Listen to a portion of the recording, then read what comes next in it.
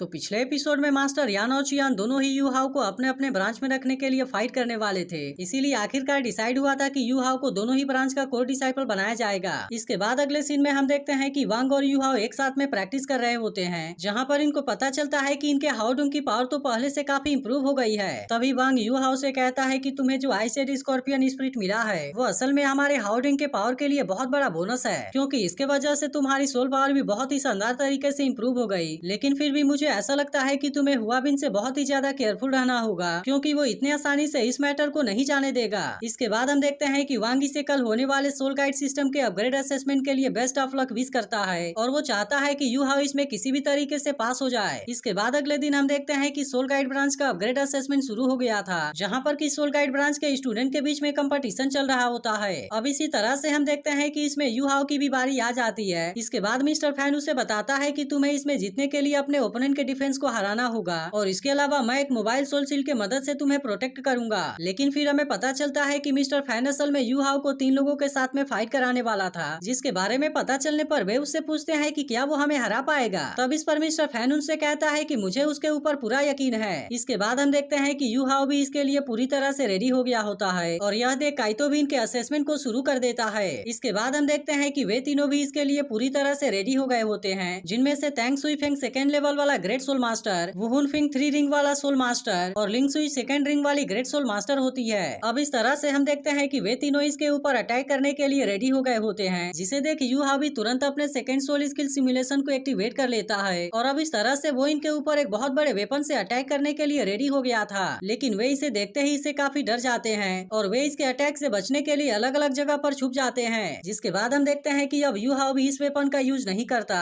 और फिर वो लेवल 2 वाले सोल गाइडेंस थ्रस्टर का यूज करके इनके पास में आने लगता है। इसके बाद हम देखते हैं कि यू हाउ सबसे पहले तैंग सुई फेंग के ऊपर अटैक करने के लिए आ जाता है, जो कि इसका सामना करने के लिए बिल्कुल भी रेडी नहीं हुआ होता। तब इसे देख मिस्टर फैन कहने लगता है कि वह तो अपने बहुत सारे अटैक मेथड का एक साथ में कंबाइन करके यूज करने वाला है। वहीं दूसरी तरफ हम देखते हैं कि सुई फेंग अपने लेवल 1 वाले गैदरिंग सोल पावर का यूज करके इसके ऊपर अटैक करने की कोशिश करता है, लेकिन फिर भी वो यू हाउ के सामने कुछ भी नहीं कर पाता और फिर यू हाउ इसे बहुत ही आसानी से यहाँ पर हरा देता है। अब इसके वजह से हम देखते हैं कि सुई फेंग यहाँ से आउट हो गया था। तभी इसी बीच हम देखते हैं कि बाकी के दोनों स्टूडेंट एक साथ में मिलकर यू हाउ के ऊपर अटैक करना शुरू कर देते हैं, लेकिन इसके बाद भी यू हाउ ने इनके अटैक से खुद को बहुत ही आसानी से बचा लिया था। अब इस तरह से यहाँ पर इनके बीच में बहुत ही शानदार तरीके से फाइट होने लगती है, जिसके दौरान हम देखते हैं कि वुहुन अपने वेपन का यूज करके यू हाउ के ऊपर अटैक करने की कोशिश करता है, लेकिन इसके बाद भी यू हाउ ने इनके अटैक से खुद को बहुत ही आसानी से बचा लिया था। तभी इसे देख लिंग सुई कहने लगती है कि अगर तुम इतने भी ज्यादा फ्लेक्सिबल हो तो क्या हुआ, लेकिन इसके बाद भी तुम हमारे सामने कुछ नहीं कर पाओगे। लेकिन तभी हम देखते हैं कि यू हाउ इनके ऊपर अपने मेंटल शॉक का यूज कर देता है, जिसके वजह से वे इसके ऊपर सही तरीके से निशाना नहीं लगा पाते। लेकिन तभी हम देखते हैं कि यू हाउ तैंग सेक्टर वाले हिडन वेपन का भी यूज करके इनके ऊपर अटैक करने लगता है, जिसे देख वे लोग भी इससे बचने के लिए लेवल 2 वाले सोल गाइड शील्ड का यूज करने लगते हैं। अब इस तरह से हम देखते हैं कि वे यू हाउ के अटैक के सामने कमजोर पड़ने लगे थे और यू हाउ फिर से तैंग सेक्टर वाले हिडन वेपन का यूज करके इनके ऊपर अटैक करने लगता है। जिसके बाद हम देखते हैं कि इस बात से काइतो भी पूरी तरह से हैरान हो गया था और फिर वो कहने लगता है कि यह किस तरह का सोल गाइड वेपन है। लेकिन वही मिस्टर फैन को समझ में आ जाता है कि इसे तो असल में हिडन वेपन के साथ में कंबाइन करके मॉडिफाई किया गया है और इसी के साथ वो यह भी समझ जाता है कि ये तो असल में तैंग सेक्टर के हिडन वेपन है। वहीं दूसरी तरफ हम देखते हैं कि यू हाउ अब लिंग सुई के ऊपर अटैक करने के लिए आने लगता है, जिसे देख लिंग सुई भी अपने फर्स्ट सोल स्किल सुनोमिस्ट का यूज करके इसे रोकने की कोशिश करती है, लेकिन असल में वो इसके आइसेड स्कॉर्पियन के पावर के सामने कुछ भी नहीं कर पाती और फिर इस तरह से यू हाउ इसे हराकर यहाँ से बाहर फेंक देता है। तब इस पर लिंग सुई हैरान होते हुए कहती है कि मेरे मार्शल सोल से उसके सोल पावर के ऊपर कोई भी असर क्यों नहीं हुआ। जिसके बाद मिस्टर फैन उससे कहता है कि उसके पास में तो असल में अल्टीमेट आइस है और इसीलिए वो आइस मार्शल स्पिरिट तुमसे भी ज्यादा पावरफुल है। वहीं दूसरी तरफ हम देखते हैं कि वुहुन भी अपने second soul skill triple shadow का यूज करने लगता है और फिर इस तरह से वो यू हाउ के ऊपर लेवल 2 वाले कॉन्सेंट्रेटेड सोल कैनन का यूज करके अटैक करता है, लेकिन इसके बाद भी यू हाउ ने इसके अटैक से खुद को बहुत ही आसानी से बचा लिया था और इसीलिए वुहुन इस बार भी अपने अटैक से इसका कुछ नहीं कर पाता। लेकिन इसके बाद हम देखते हैं कि यू हाउ अपने मेंटल डिटेक्शन का यूज करने लगता है और फिर इस तरह से वो control the crane and capture the dragon का यूज करके इसके अटैक को बहुत ही आसानी से पकड़ लेता है। इसके बाद हम देखते हैं कि उसने इसी में अपने आइस पावर का यूज करके इसके ऊपर अटैक कर दिया था, जिसके बाद वुहुन भी इसके अटैक से बचने के लिए अपने शील्ड का यूज करने लगता है, लेकिन काफी कोशिश करने के बाद भी वो इसके सामने कुछ नहीं कर पाता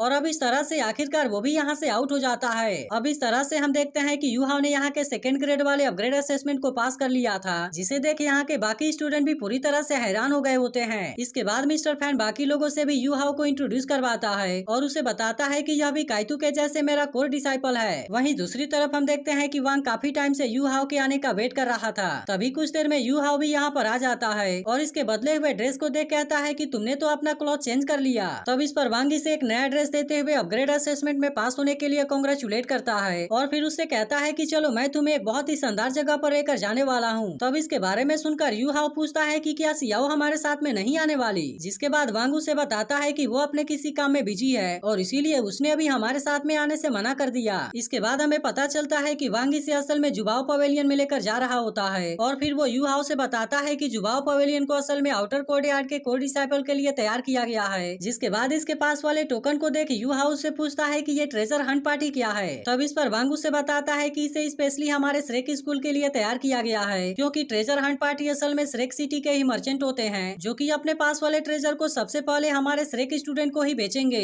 अब इस तरह से हम देखते हैं कि वांग यू हाउ को अपने साथ लेकर जुबाओ पवेलियन के सामने आ गया था, जहाँ पर एक लेडी इनका वेलकम करते हुए इनको अपने साथ लेकर अंदर जाती है। लेकिन तभी इसी बीच हम देखते हैं कि यहाँ पर कोई मास्क मैन भी था जो कि असल में वांग और यू हाउ के ऊपर नजर रख रहा था। वहीं दूसरी तरफ हम देखते हैं कि वांग और यू हाउ जुबाओ पवेलियन के अंदर आ गए होते हैं, जहाँ पर वो लेडी इनको इवैल्यूएशन के लिए सबसे पहले काउंटर पर भेजती है ताकि इस तरह से वो इनके क्रेडिट अमाउंट के बारे में डिसाइड कर सकें। इसके बाद हम देखते हैं कि दोनों एक फॉर्म भरकर लेडी को दे देते हैं, जिसके बाद वो लेडी वांग के फॉर्म को देख कहती है कि तुम्हारी क्रेडिट लिमिट तो असल में 1 लाख है और वो तुम्हारे एज के रेटिंग में सबसे हाई है। जिसके बाद हम देखते हैं कि इसके बारे में सुनकर वांग भी काफी खुश हो गया था। लेकिन तभी इसी बीच वो लेडी यू हाउ के फॉर्म को देख पूरी तरह से हैरान हो जाती है और फिर उसे बताती है कि तुम्हें तो असल में जुबाओ पवेलियन के टॉप वीआईपी में प्रमोट कर दिया गया है और इसीलिए तुम हर साल ट्रेजर हंट से एक आइटम को ले जाने के लिए एलिजिबल हो। जिसके बाद हम देखते हैं कि इसके बारे में जानकर वांग भी इस बात से पूरी तरह हैरान हो गया था और फिर वो यू हाउ से कहता है कि तुम्हारा तो असल में जैकपॉट लग गया है। लेकिन तभी इसी बीच हम देखते हैं कि मिस लिन भी यहाँ पर आ जाती है, जो इनसे कहती है कि जुबाओ पवेलियन कॉलेज का ही प्रॉपर्टी है और इसीलिए यू हाउ के बारे में ऐसा डिसीजन एकेडमी ने ही लिया है। इसके बाद वो यू हाउ से कहती है कि जाओ तुम्हें जो चूज करना है उसे चूज कर लो। तब इसकी बात सुनकर वे दोनों भी यहाँ से हट जाते हैं और फिर यू हाउ वांग से पूछता है कि क्या वह भी स्कूल टीचर है। लेकिन इस पर वांग कहता है कि मैं भी इसके बारे में नहीं जानता और अब इस तरह से वे दोनों एक साथ में यहाँ के अलग अलग आइटम को देखने लगते हैं। तभी इसी बीच हम देखते हैं कि बेई और सेंसी भी यहाँ पर आए होते हैं और फिर सेंसी बेई से पूछता है कि क्या ननानी श्रिंक को पसंद करेगी। तब इस पर बेई उससे कहता है मुझे क्या पता कि ननान को क्या पसंद है, बल्कि मैं तो केवल इतना जानता हूँ कि तेंगिया को हिडन वेपन पसंद है। तभी इसी बीच हम देखते हैं कि यू हाउ और वांग भी यहाँ पर आ गए थे, लेकिन ननान को देखते ही सेंसी तुरंत उसके पीछे जाने लगता है और फिर वो बेई से कहता है तुम तेंगिया से पूछना कि क्या वो ननान को भी अपने टैंक सेक्ट में ज्वाइन कराएगी, क्योंकि अगर ऐसा हुआ तो मैं भी उसके साथ में उसे ज्वाइन कर लूंगा। लेकिन तभी इसी बीच बात करते हुए वो एक पिलर से टकरा जाता है। तभी इसे देख टियानमेंग कहता है कि सेंसिंग के पास में भी बिल्कुल मेरे ही जैसी डेडिकेशन है। वहीं यू हाउ बेई से पूछता है कि क्या सेंसी भी टैंक सेक्ट को ज्वाइन करना चाहता है। तब इस पर बेई उसे बताता है कि ननान के साथ में रहने के लिए सेंसी ने 5th ग्रेड में अपग्रेड होने से मना कर दिया और अगर उसके पास में कोर डिसाइपल का स्टेटस नहीं होता तो अब तक उसे यहाँ से निकाल दिया गया होता। तब इसके बारे में सुनकर वांग कहता है कि सेंसी तो काफी सिंसियर है। इसके बाद हम देखते हैं कि वे दोनों यहाँ पर सोलबोन को देखने लगते हैं। जिसके बाद टियानमेंग बिंगमिंग से 1000 ईयर ओल्ड आइस पियर के सोलबोन को देखने के लिए कहता है, क्योंकि ऐसा लगता है कि यह चीज उसके डेस्टिनी को बदलने की चाबी है। इसी के साथ वो उसे कहता है शायद यह चीज तुम्हारे दिमाग को भी ओपन कर दे। लेकिन इस बात से वो इसके ऊपर गुस्सा हो जाती है और फिर उससे कहती है कि तुम पूरा दिन ऐसा ही करते रहते हो। तब इस पर टियानमेंग उससे कहता है कि मैं तो असल में बीमार हो गया हूँ और आइस के जैसा तुम्हारा बिहेवियर मेरे हार्ट को भी पूरी तरह से फ्रीज कर देता है। जिसके बाद हम देखते हैं कि इस बात से बिंगमिंग और भी ज्यादा परेशान हो जाती है और फिर उससे पूछती है कि तुम मेरे बारे में क्या पसंद करते हो, क्योंकि मैं उसे चेंज कर लूंगी। तब इस पर टियानमेंग उससे कहता है कि मैं तो तुम्हारे बारे में सब कुछ ही पसंद करता हूँ और इसीलिए अब तुम बताओ कि आखिरकार तुम क्या चेंज करोगी। जिसके बाद हम देखते हैं कि बिंगमिंग इसे मारकर खुद से दूर कर देती है। तभी इसी बीच हम देखते हैं कि इनको यहाँ पर 10,000 ईयर गोल्डन अर्थ ड्रैगन किंग का सोल बोन नजर आता है, जिसके पास में असल में लाइट एट्रीब्यूट होती है और इसीलिए यू हाउ को लगता है कि यह काफी सुटेबल है। लेकिन तभी उसे पता चलता है कि इसकी कीमत तो असल में 9.5 मिलियन है, मगर फिर भी हम देखते हैं कि यू हाउ इसे वांग के लिए खरीदना चाहता था और इसी वजह से वो अपने पास वाले बेनिफिट को एक्सचेंज करने के लिए रेडी हो जाता है। लेकिन इस पर वांग उससे कहता है कि अगर मेरे पास में केवल 1 लाख का क्रेडिट है तो क्या हुआ, लेकिन फिर भी मैं अपने खुद के मनी को तो स्पेंड कर पाऊंगा। तब इसके बारे में सुनकर यू हाउ उससे कहता है कि तुम तो बहुत अमीर हो। जिसके बाद वांग उससे कहता है मैं नहीं चाहता कि तुम मेरे लिए अपने प्रिविलेज का यूज करो। लेकिन इसकी बात सुनकर यू हाउ से कहता है कि हम तो एक टीम है जिसमें से सियाओ और मेरे पास में पहले से ही सोल बोन्स हैं, लेकिन असल में तुम तो टीम के मेन अटैकर हो और इसके बाद भी तुम्हारे पास में कोई भी सोल बोन नहीं है। इसके बाद हम देखते हैं कि यू हाउ ने अपने प्रिविलेज को एक्सचेंज करके इसके लिए गोल्डन सोल बोन को खरीदने का डिसाइड कर लिया था, जिसके बारे में सुनकर वांग पूरी तरह से हैरान हो जाता है और वो लगातार उसके ही तरफ देखता रहता है। लेकिन इसी के साथ वो डिसाइड करता है कि वो इसके लिए फ्यूचर में इससे पे जरूर करेगा। तभी इसी बीच हम देखते हैं कि बिंग बिंग यू हाउ से माइलेनियम वेलगम को खरीदने के लिए कहती है, जिसके बाद वांग यू हाउ से कहता है कि तुमने मेरे लिए अपने प्रिविलेज को एक्सचेंज कर लिया और इसीलिए मैं अभी से तुम्हारे लिए खरीदूंगा।